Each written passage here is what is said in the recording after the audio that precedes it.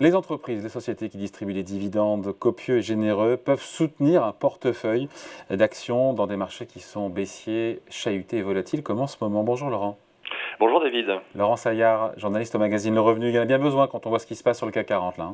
Oui, effectivement. Alors c'est vrai que la distribution des dividendes par les entreprises cotées, elle a fait son grand retour cette année. Alors c'est essentiellement au titre de l'exercice 2021. C'était lié au rebond de l'activité économique après la pause imposée par la crise sanitaire. Un petit peu de recul dans ces moments boursiers chahutés, comme vous dites, c'est que quand on regarde sur le long terme, en gros, les dividendes, ça contribue à peu près à un tiers de la performance globale d'un portefeuille boursier sur le long terme.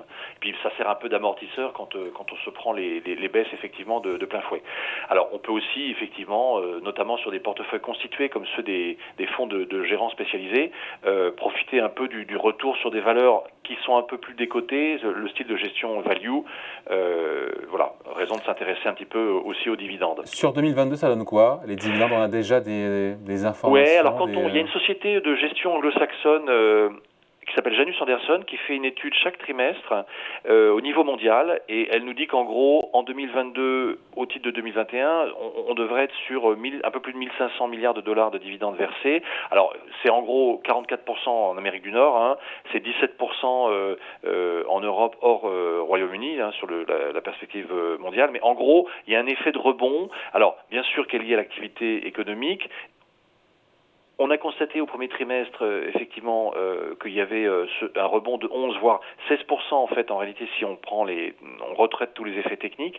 Mais bon, c'est un petit peu le retour à la normale de la distribution et il y a en fait un effet de base favorable parce que le premier trimestre 2021 effectivement avait connu une forte diminution dans les distributions.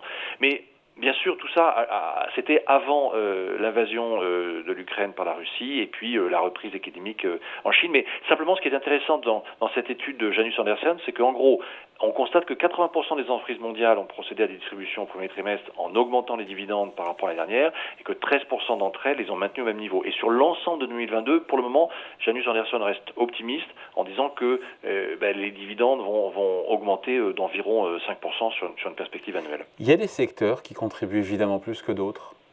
Oui, alors même si tous les secteurs en fait ont vraiment repris la pratique de la distribution, c'est clair qu'il y a une plus forte contribution des valeurs pétrolières et minières du fait de la hausse des cours du pétrole, des métaux, des matières premières avec la guerre en Ukraine et les problèmes d'approvisionnement en Asie. Alors bien sûr, c'est alors un chiffre, par exemple sur pétrole, dans le secteur minier par exemple, les dividendes ils ont bondi de 30%, voire un peu plus si on y ajoute les dividendes extraordinaires qui sont courants dans ce secteur très cyclique.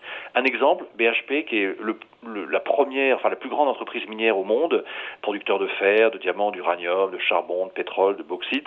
À nouveau, c'est le plus gros distributeur de dividendes au monde pour la deuxième année consécutive.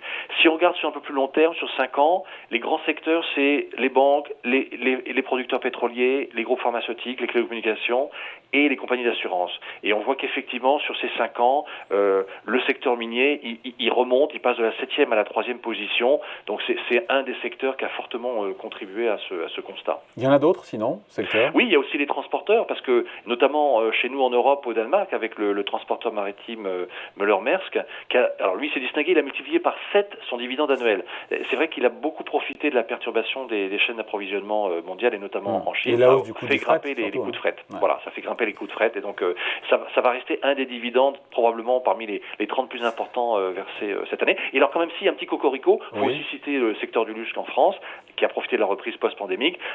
Kering et Hermès ont fait des distributions records en mai 2022. Pardon, ça c'était depuis le début de l'année, on voit bien, on le sait bien, la situation s'est passablement détériorée. Oui, c'est clair qu'avec la guerre en Ukraine, les problèmes en Chine, l'inflation élevée, la hausse des taux d'intérêt, tout ça ne va pas être bon pour la croissance économique. Il y a de l'incertitude, des risques de récession, donc forcément ça va avoir un impact. Alors simplement, on peut dire quand même que malgré tout, il faut bien distinguer les dividendes et les bénéfices. Les dividendes, c'est une pratique de l'entreprise. Elle peut, en général, les lisser ou les maintenir pour soigner ses actionnaires, même si les bénéfices reculent. Voilà. Et donc, on constate effectivement dans les études, notamment de Janus Anderson, que, en réalité, même si dans les périodes où les bénéfices baissent, l'entreprise arrive à faire en sorte qu'il n'y ait pas trop de choc à la baisse sur les dividendes, sauf cas exceptionnels, bien sûr, comme la crise sanitaire. Comment on fait pour en profiter, justement, pour avoir le plus de dividendes possible ? Alors, c'est vrai que, en tout cas, le fait d'encaisser les dividendes, finalement, pour l'épargnant, c'est quand même une certaine protection, notamment contre l'inflation, parce que les liquidités ne vous permettent pas de vous protéger de l'inflation. Et puis, il y a aussi un rôle psychologique. Ça rassure quand même de savoir qu'on touche le dividende dans les moments où ça baisse, ou en tout cas, il y a beaucoup d'incertitudes.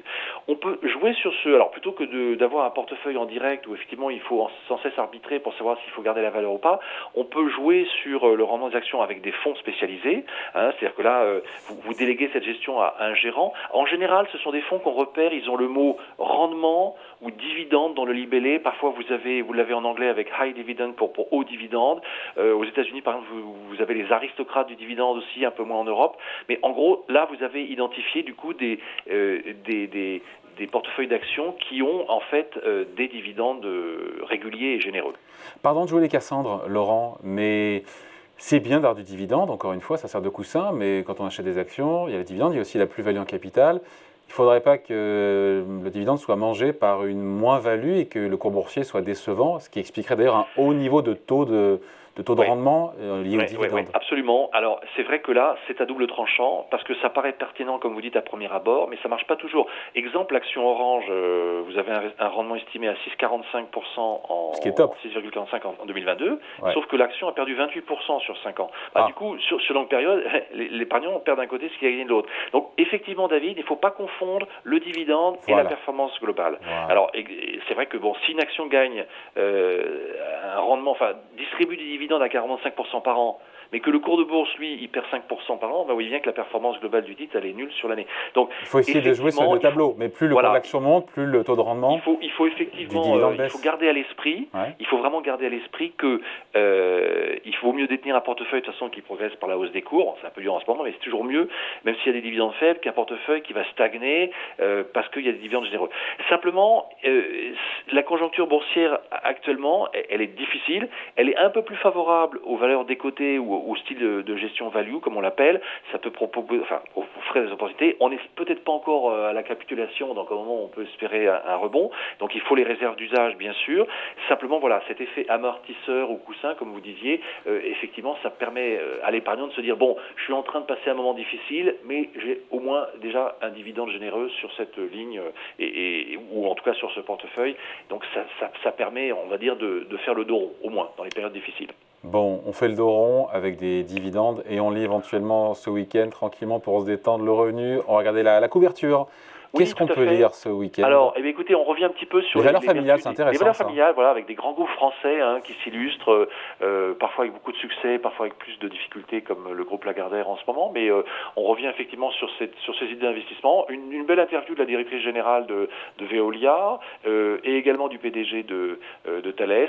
Et puis, comme on approche de l'été, une double page avec des propositions d'ouvrages à lire cet été, aussi bien des essais, des romans, des biographies, y compris des choses sérieuses et plus détendantes pour se préparer aussi à l'été qui vient. Tout ça est à lire tranquillement ce week-end dans le magazine Le Revenu. Merci Laurent. Merci David. Bon week-end, salut.